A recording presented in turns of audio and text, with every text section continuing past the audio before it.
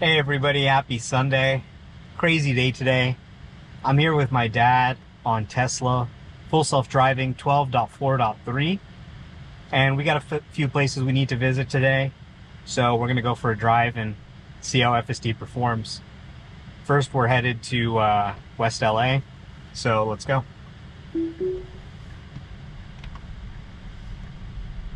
Off to a nice start there. Very smooth how it pulled out, went around the car.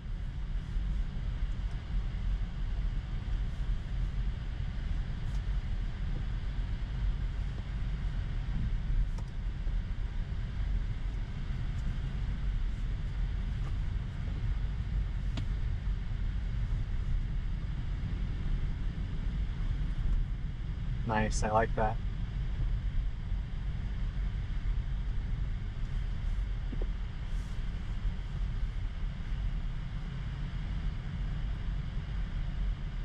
Really smooth around the corners there. Are you seeing that? Yes, very nice.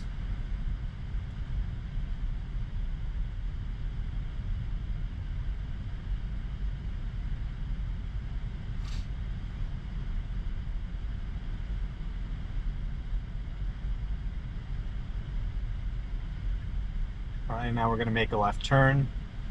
There's no traffic signal here, so it's got to make sure that it's clear in both directions. And it looks pretty clear. There's a truck there, but it's squeezed in between perfectly, just like a human would. Didn't wait too long either. Pretty good balance that struck there. All right, now we have a unprotected left turn, sort of a little Chuck Cook's left here. We are sort of blocked. We have a divider here on the left side, so it's tough to see the cars coming. I've seen 12.4 struggle here in the past, so let's see how it does. It's creeping up. There may be an opportunity here, but there are more cars coming, and it was able to take that gap just like a human would and make the left turn. Very nice. So far, it's like a professional chauffeur. That left turn is not an easy one, even for humans. Right. There's so much traffic on this road and high-speed traffic. Yeah. So not only does it have to look farther to make sure there are no cars, that would get to the spot within like next second and a half. Right. But it also has to look in both directions and make that judgment call. So very difficult. Even Yeah. as a human, I struggle there. Doing all that with cameras is just crazy. Yeah, totally. And you saw all the obstructions, Yeah. the dividers between the two sides of The visibility was yeah. blocked by the divider, Correct. the Both median in the sides. middle of the road. Yeah, I think, people who kind of make fun of the Tesla AI team, I think they just don't have a grasp on what a technical marvel this is. It has to be, I think, one of the most impressive pieces of software I've ever seen in my life. Like things that you didn't even imagine software could even do, you see it doing. Correct. So let's see how it handles the truck speed limit sign that's been plaguing us for years. I don't have much hope there because Actually, I've seen it handle it better in some cases. the way it handles it better now is it looks at the other cars and they're moving behind you, front of you at a higher speed. It continues to move at higher speed. All right, so here's the first sign, speed limit 25 for trucks only. So it has picked up the 25 speed limit sign, but then it looks like it picked up the 45 speed limit sign before it really got down to a much lower speed. So instead of harsh braking, it was able to kind of recover before it had started slowing down. So that was a pretty good handling. Even though it did still read the speed limit sign incorrectly, it didn't result in a harsh braking. This one doesn't have a 45 following immediately. Right. So this is where it runs into trouble. Yeah. And starts annoying people behind me. Oh, that one it ignored. Yeah. Wow. It's starting to do it right. I remember that it was 45. So maybe it said, okay, if there's a 25, but then it goes to 45, then remember that the 25 is for trucks or something. But it's super good, it's super awesome to see it handling that correctly now. Yeah. That was really frustrating for years, and it seems like they may have finally started being able to fix it. In general, the speed limit signs need a lot of work.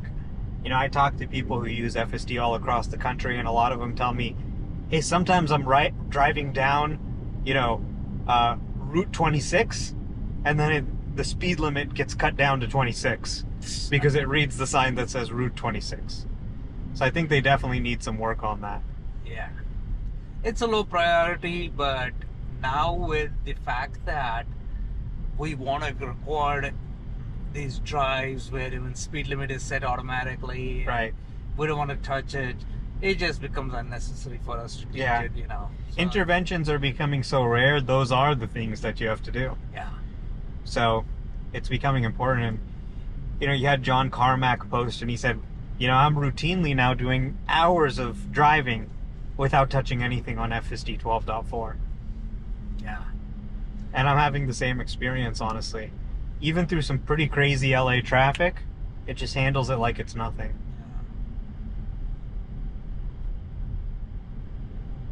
The fact is that I noticed this too on my 12.4.3 is that the amount of time I would, you know, get involved in overtaking it, and it wasn't always a mistake. Sometimes it was that annoying something it did Right. that, you know, that I didn't like.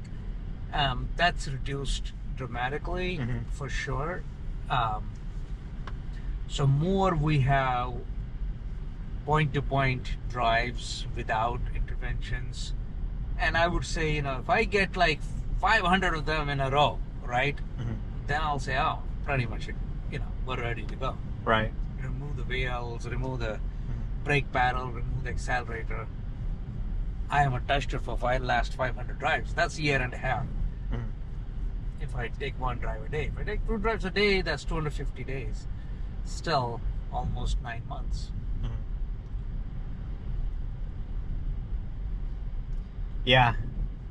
Feels like it's getting closer and closer. And what's different this time than in the past is we have a formula now, right? So in the past, they'd have certain breakthroughs. Like, for example, the occupancy network was a big breakthrough. But you'd have these sort of very sparse breakthroughs that were really driven by engineering ingenuity, right? So you'd have to come up with an idea and actually implement it, which was really tough. And, you know, retaining talent, finding talent, it's all very challenging. With this new paradigm where all you have to do is train a bigger model, train with better data, you know, add more GPUs to the cluster, train for longer, more GPU hours, and you just get better and better performance without having to really make any breakthrough. What's the next breakthrough you're expecting? Well, so 12.5 is coming pretty soon now, I think. So, But what's the breakthrough there? well, they're going to start using the end-to-end driving on the highway.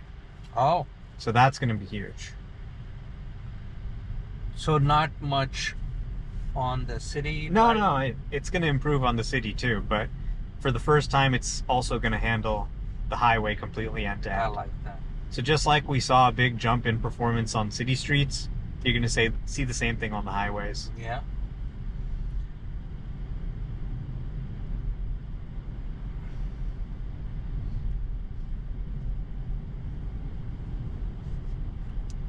I think, you know, being involved in FSD for over 2 years now, I would say that V12 was the chat GPT moment for FSD. Definitely.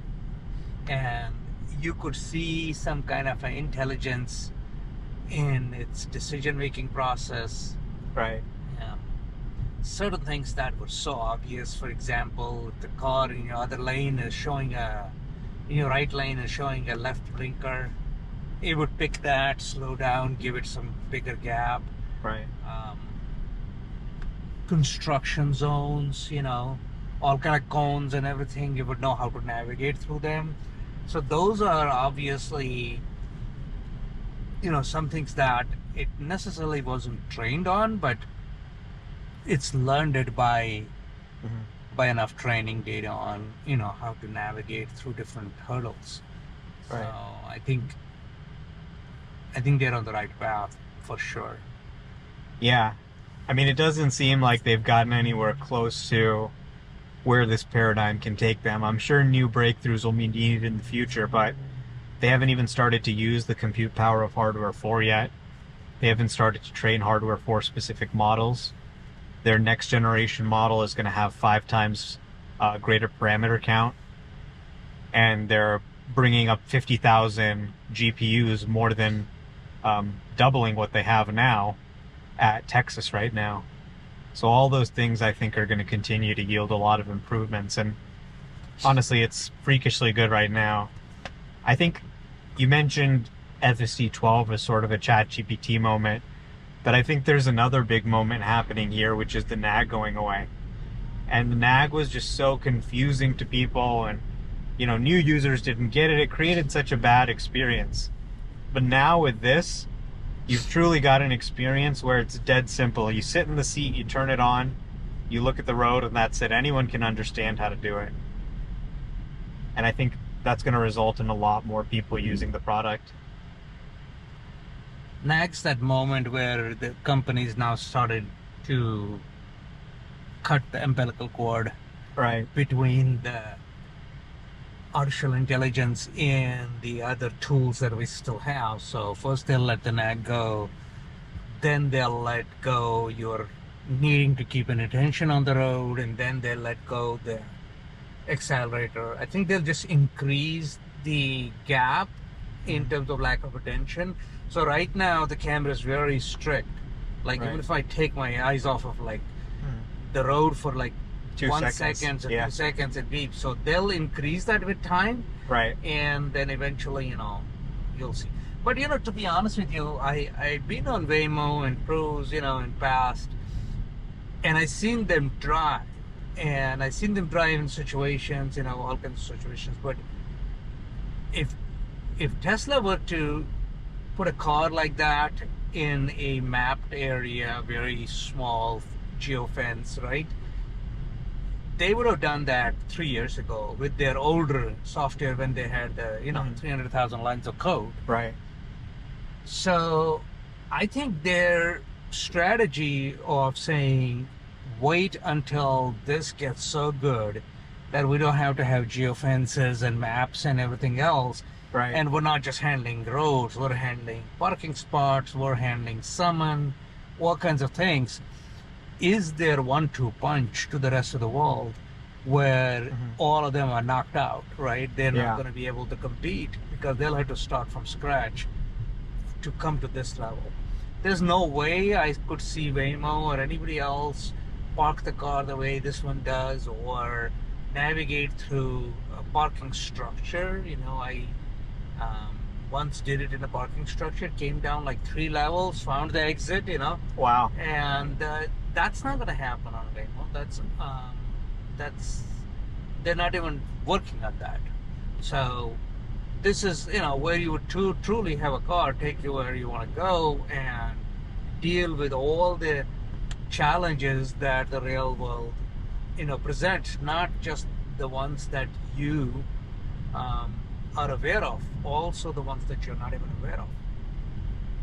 Yeah, I really don't think people appreciate how unique Tesla's technology is.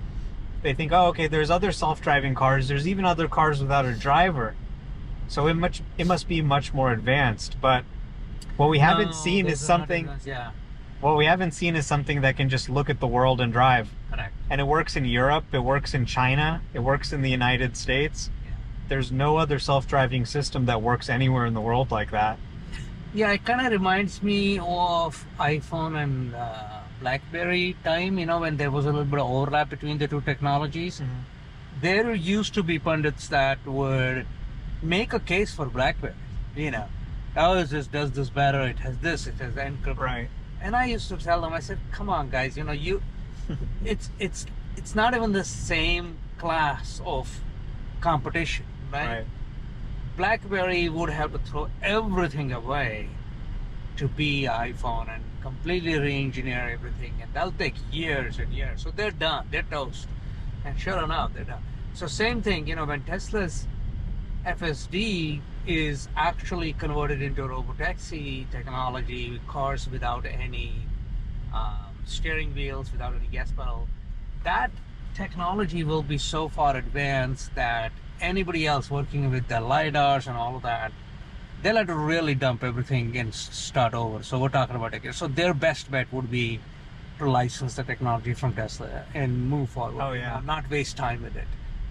I mean, if you want a self-driving system that's cheap enough to run on the car, that doesn't require pre-mapping and can work anywhere, there's nothing else except Tesla that can do that. Correct. Not Mobileye, not Here's a Waymo. fire truck that just came out of the fire station. So this is kind of an interesting, tricky situation, and how we are supposed to yield to emergency vehicles. So I'm not quite sure how much training it has on that. Another fire truck. It does detect it as a regular truck, Well, I think and it's a red light. So I don't think it really handles emergency vehicles, but because the other vehicles around us were reacting, correct. it slowed down in response. Also, But- it was a red light. Yeah. But it was also smart that it didn't try and go around, for example, or do anything. So Yeah, we'll see. that didn't require any intervention so far. Have you ever had a situation where there was a police or a fire truck or an ambulance behind you while you were on FSD? Yeah, And I had to take over. okay, so that part hasn't been trained yet, I guess. Not that I've seen. Yeah.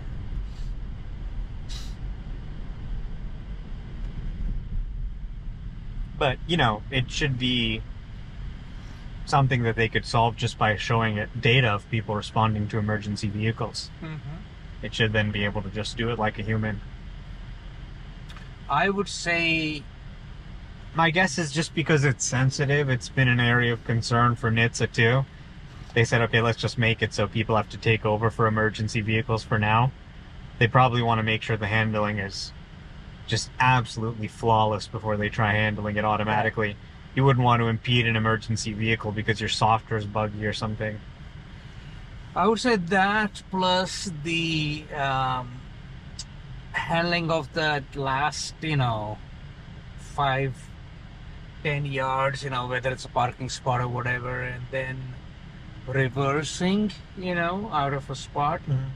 Those 2-3 situations is probably what Tesla engineers are working on right now. They're probably done Yeah. with the street, because we've seen this perfection for almost a year now, maybe more.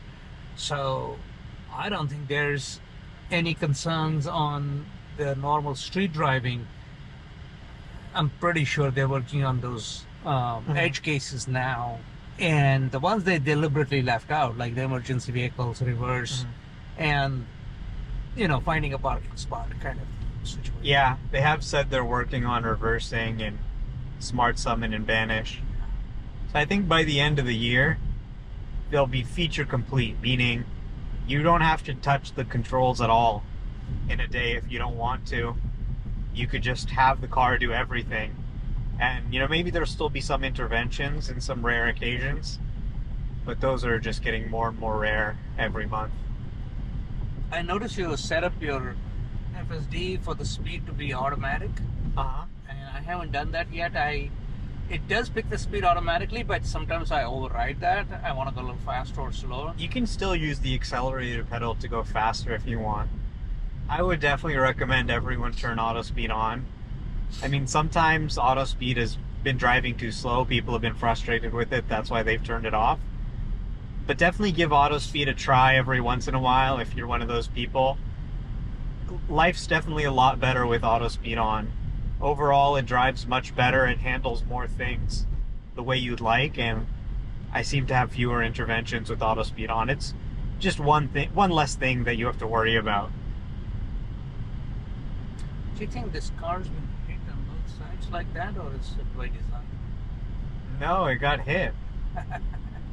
On the other side too. Yeah.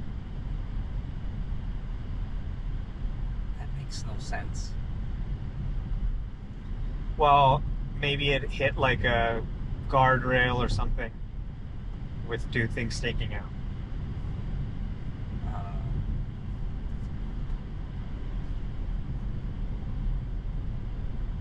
Yeah, like two pieces of metal.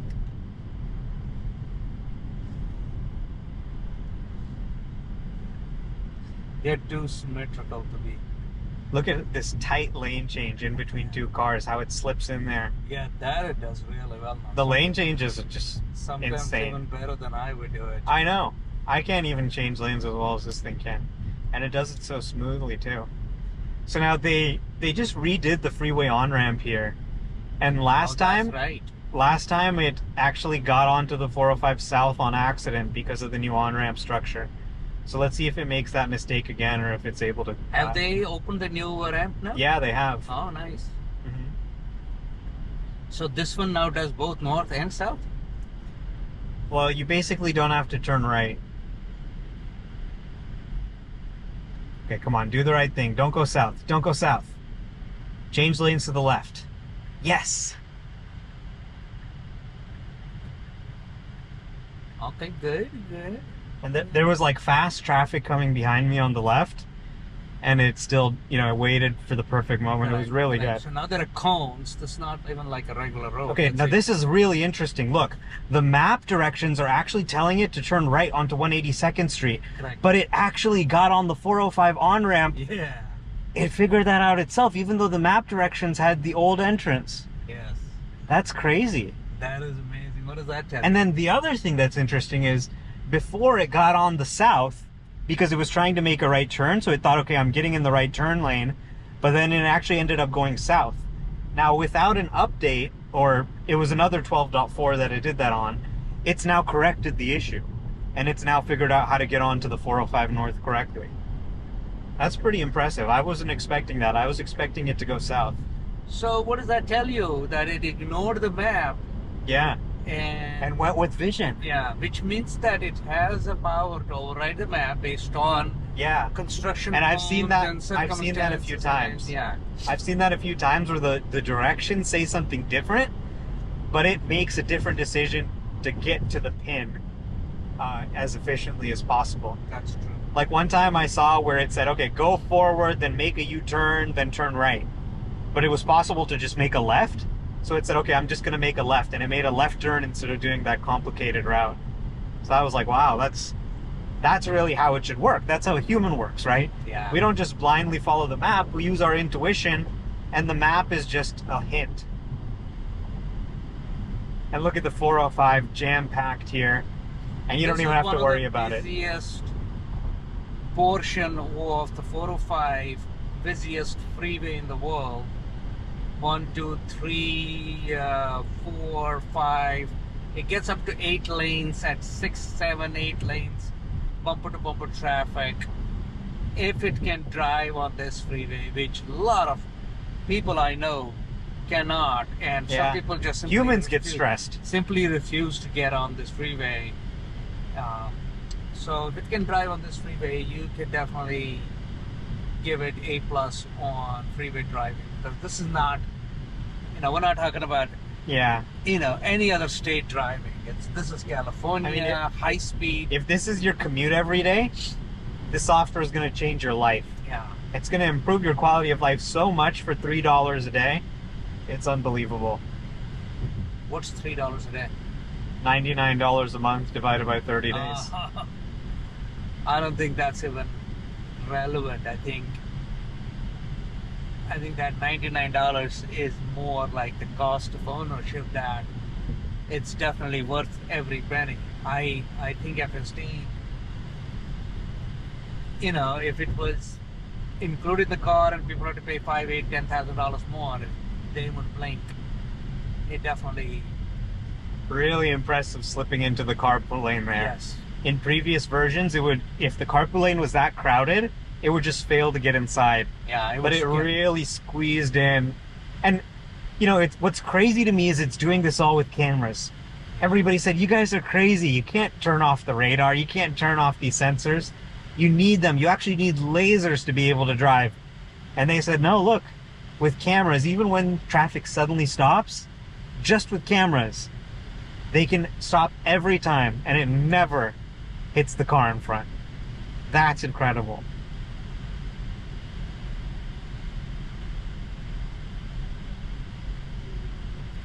Well, we drive with vision, right, as humans, so I don't understand why people were even doubting it. Yeah. If we can drive with two cameras, Right. this car's got 8. But that's the brilliance of Elon Musk and Andrei Karpathy, that they just reasoned from first principles and they said, well, of course, this is how it should work. Everything's in the visual spectrum. Everything's designed for vision. So this is a computer vision problem. And everyone made fun of them. They said, you guys are idiots. You can't do it. Now look at what they've shipped. And no part is the best part. Taking away the ultrasonic and all of that stuff, even, that made it more reliable because now they're totally focused on just cameras, right, and nothing else needs to be there, right, in order for it to work. So true. Simplify the development and you'll move faster. Now you don't have to worry about compatibility testing between this vendor and that vendor, and we switch to this radar. It's just gone. You don't need to write firmware. You don't need to test the firmware. It's all gone. True.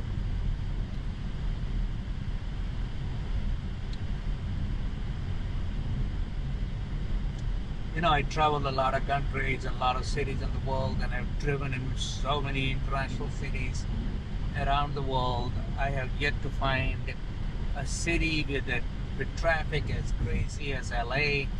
So I don't know why you got out of the carpool lane. It's getting ready to get off the highway, I think. No, it's too early. It has. You think so? Yeah, it has a lot to go before it has to take an exit. So it does that on my car. It's probably getting off at like La Cienega or something. Oh, maybe. Why don't would it do that? Well, it's just taking the route it thinks is going to be fastest. So I think it has a plan. No, it shows it's continuing on 405. It has a plan. But it is doing something, you're right. It has a plan. It is moving to the right. I'm not sure about the plan. That's the thing. You don't have to worry about the plan. I don't even know where we're going. Okay? I didn't even look it up. I'm trusting the car. I know it's going to get us to the address that I provided it. Yeah. I didn't have to check where it is, what exit do I take. I don't care. It's still showing blinker. Oh my god. Yeah, it's getting off, obviously. 405 north.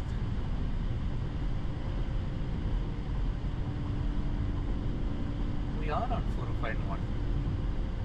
Why the far right lane? Because it knows there's a shortcut. What is the shortcut? Shortcut is over here.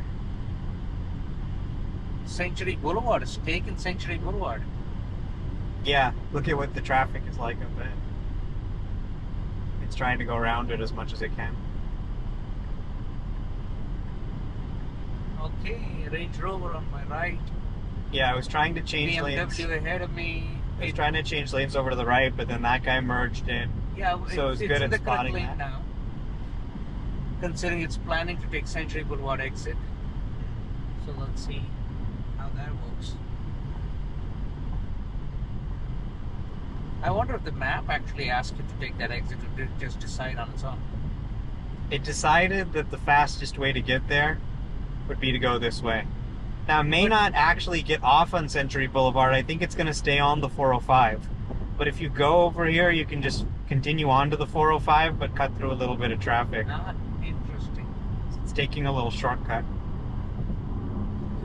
It's doing the trick that locals do, who know these ramps don't really completely get you off the 405. Right. But it'll give you that a couple of miles, right, around the congestion. So let's see. Yeah, you're right, probably, Omar. It actually decided to do this just to avoid the congestion at the airport exit. Exactly. Did that come from the map, or did that just come out of its own intelligence? I mean, where the hell did it know that from? That was the route that the routing system provided to it. Okay. Okay, so there is a stop and go traffic right here. I can see it now. That's okay. We get to enjoy this Yeah. shortcut. And it's So look at all the traffic over there, and we're just Yeah. flying by. Yeah. Because, so this is what you're going to experience with an autonomous car. This is why people are going to turn on autopilot instead of driving manually. Yeah. The car knows all kinds of secrets that you don't know about how to get there quickly. But this is the map. This is not even FSD. Yeah, This is the mapping technology. but it's a computer. You know, the computer Yeah. knows. It's the mapping technology. Humans don't have the ability to take in all that information Correct. the way So that earlier computers do. it ignored the map, which is itself an advanced technology because of the traffic data. But this time it didn't ignore the map, and it decided to say, you know what, I'm going to actually follow this trick where I'm actually taking an exit, but I'm not going to really take an exit. I'm going to continue back on 405 now. All it was doing is following the lane guidance that was provided to Yeah. it by the routing system. So obviously you can continue to improve. Okay, so there's actually a merge happening here. Yeah. So it's And it's a pretty tight merge. Bumper to bumper traffic. yeah. There's It doesn't look like the car's properly And- recognizing that this yeah, is a but the- merge. but the It thinks car- that it's two lanes. car is assertive. Okay, now it's starting to pick up on the fact that we're merging. Yeah. It's highlighting this car in blue. To our left. Okay, good, good, good. So it's finally merged. Nice. It should be changing the lane. Why stay in the slow lane? Maybe Well, get back to the carpool lane eventually. It does want to get onto the 90 in 2.5 miles, so Oh, okay. To the Marina Freeway, yeah. maybe it'll change one lane over, but probably doesn't want to get all the way across. All right, we got a truck. Really tight lane change there, but it pulled it off Yep. so smoothly. I mean, this is like, how are you going to survive in Southern California without this? It's so good now. And it can just handle people being crazy, weaving around. It's not your problem anymore. Like this thing, it probably has health benefits, you know? This thing probably brings down your cortisol levels. This thing could prevent you from having a stroke or a heart attack, potentially. Yeah. I mean, definitely reduces the traffic-related stress. I used to have employees that would come to work and they would drive like 45 minutes on the freeway to get to work. They were already stressed by the time they got to work. Right. I was like, guys, you gotta move closer to the office because you're getting stressed every morning. And I think those guys would love it, right? Now they can be enjoying the ride and not be stressed. So it's like having a private chauffeur take you Yeah. to office every day. Yeah, it's starting to drive like a professional chauffeur. Like, it drives more smoothly and comfortably, more professionally than your average human driver does. So true.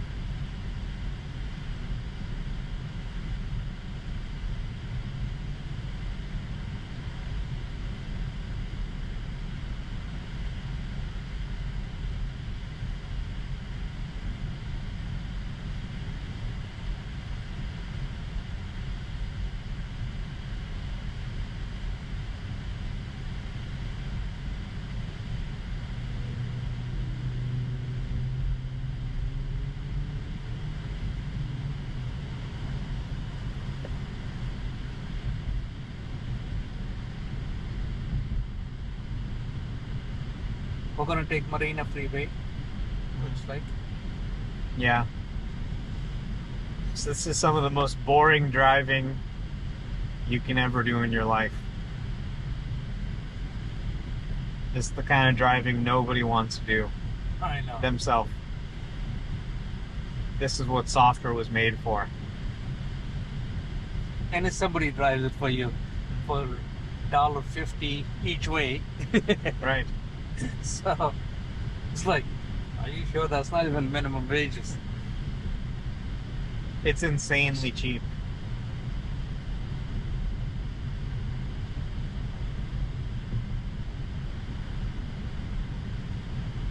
Okay, making a right turn, getting ready to get onto the Marina Freeway.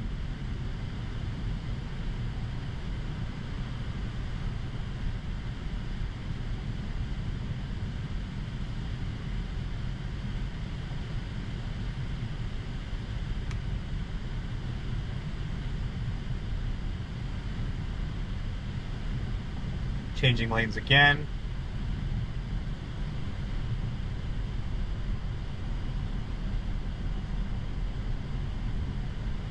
Very nice. Slowing down as it sees that people are trying to cut into this lane to get on the freeway. Nicely done.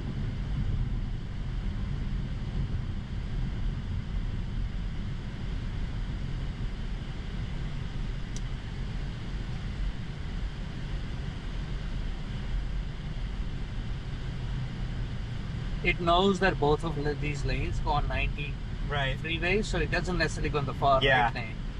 That's another good thing, because as a human, sometimes you just get in the far right lane because you're not sure. It has really good signals on what lanes it can be in to get where it's going. Even though the sign did not show this lane was going, it was Right. only pointing to the far right lane, but it knew it. Yeah. So where's that data coming from? Is that coming from the map? Yeah. It's in the map. And that's provided by who? OpenStreetMap, TomTom, others. Tesla kind of assembles the data. They have a map data pack that the car downloads Oh, okay. for offline access, and that has the data in it. So this is not a Google map only. No, Google Maps just provides the tiles. All the map data is different. Because the map data needs to be downloaded to the car, right? It can't be something that it requires internet for. Correct. So they have to kind of assemble their own map pack. How often do you think that map pack is getting refreshed? I have no idea. Based on that ramp, 405 on ramp from Crenshaw to 405 north, it does look like it still had the old map data because it was showing the ramp to be further down. The new ramp was not there yet. Yeah. I mean, I think they have like the map, and then I think there's certain map hints or corrections they can pull from the server, maybe. Okay, so here is a sign that says no right turn on red. So the guy in front of me looks like he almost wanted to go, but I guess he's gonna wait. I have noticed it is respecting the no right turn on red sign much more often. Actually, sometimes it respects it even though there is no sign saying no turn on red.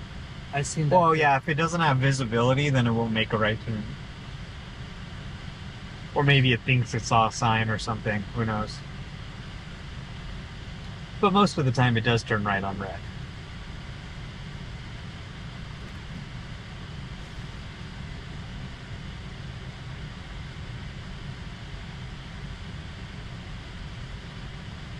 That guy didn't care. He made a right turn on red. I have one video I made where the car stops at a no right turn on red. And then you see one human after another going, making a right turn on red. And it's like, you know, that would be an intervention. People would say, oh, okay, tried to turn right on red. Okay, that's an intervention. Now it's the humans that are really requiring an intervention. The software is actually doing it right.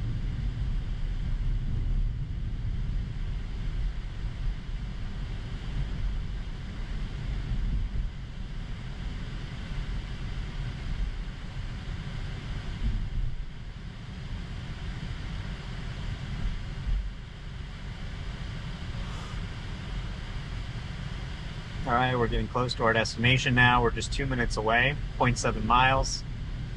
So we need to make a right turn onto Luis Avenue in half a mile. That should be right up ahead.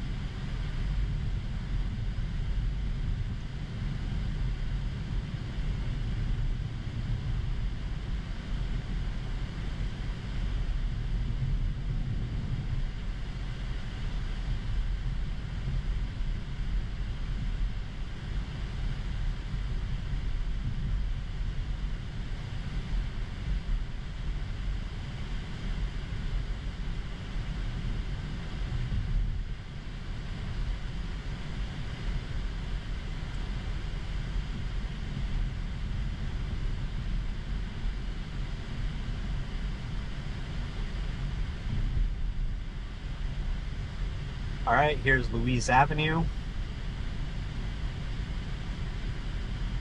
We're gonna make a right turn. Hey, take a look around. Take a look at the neighborhood. All right, we got another car coming. Pretty tight street. The car waited a little bit there.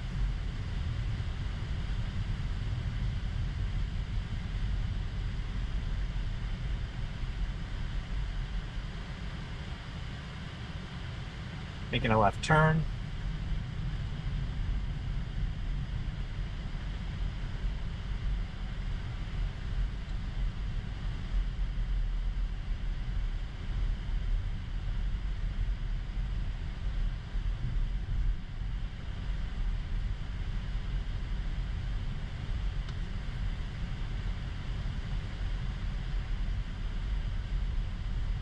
That's okay.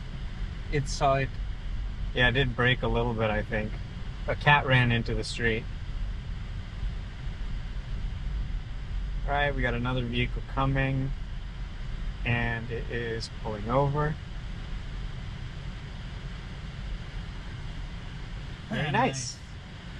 Zero intervention drive. Yeah. I gotta say, Tesla team, very impressive. I mean, didn't make any mistakes that you can think of. Absolutely. No, can you think of any criticisms? No, it was better perfect. than a human being Yeah. could drive, yeah. It was better than I could have done. All right, thanks for watching, everyone.